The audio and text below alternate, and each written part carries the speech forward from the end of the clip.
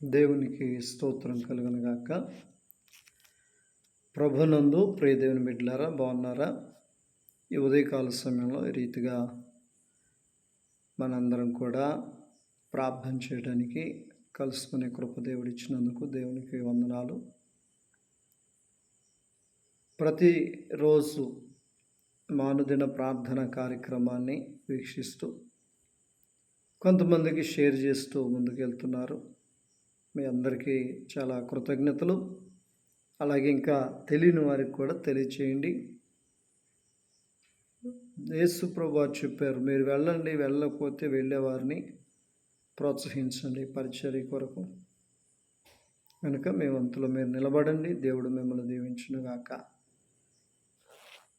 చూడండి, కీర్తన గ్రంథం 27వ అధ్యాయం 1వ వచనం.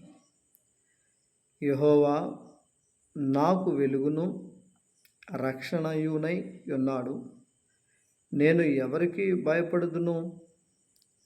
యెహోవా నా ప్రాణదుర్గము, ఎవరికి వెరతును? దావీదు గారు ఈ మాటను తెలియచేస్తూ ఉన్నారు.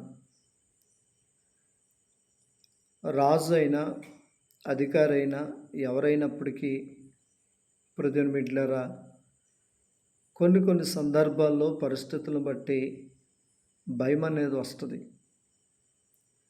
ఆర్థికంగా భయపడవచ్చు, అనారోగ్యంగా భయపడవచ్చు, శత్రువులను బట్టి భయపడవచ్చు, లేదా మన వీక్నెస్ని బట్టి కూడా మనం భయపడవచ్చు. కనుక దావీదు అంతటి వాడు ఏమని చెప్తున్నాడంటే, యెహోవా నాకు వెలుగును. ఆయన ఏమై ఉన్నాడంటే మొట్టమొదటిగా నాకు వెలుగై ఉన్నాడు. ఎందుకు వెలుగై ఉన్నాడని చెప్తే, చూడండి, చీకట్లో ఉన్నప్పుడు రాత్రులు ఒక చోట నిలబడండి, పాములో, తేళ్ళలో, మండ్రగబ్బలో ఏ గుట్ట తిరుగుతూ ఉంటాయి. వెలుగుందనుకోండి, వాటిని కొట్టగలుగుతాం, చంపగలుగుతాం. వెలుగు లేకపోతే వాటిని కొట్టలేము, చంపలేము. చీకట్లో ఉన్నవాడి పరిస్థితి, వెలుగులో ఉన్న పరిస్థితి వేరుగా ఉంటుంది. అందుకనే దావీదు గారు యెహోవా నాకు వెలుగునై ఉన్నాడు అని చెప్తున్నాడు. వెలుగులో నేను ఏదైనా శత్రువుని చేయగలను, చీకట్లో నేనేమి చేయలేను అంటున్నాడు. తర్వాత అంటాడు, రక్షణయు నై ఉన్నాడు. రెండవది, ఆయన నన్ను రక్షించేవాడై ఉన్నాడు.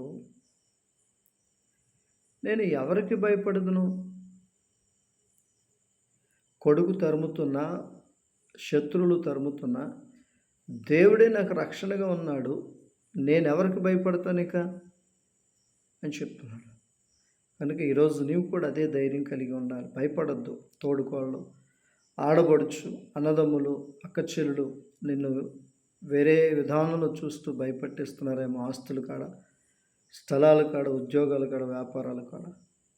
నీకు ఆయన వెలుగుగా ఉండి ఆయన నీకు రక్షణగా ఉంటే నువ్వెందుకు భయపడాలి? భయపడబాకు సహోదరి, సహోదరుడా.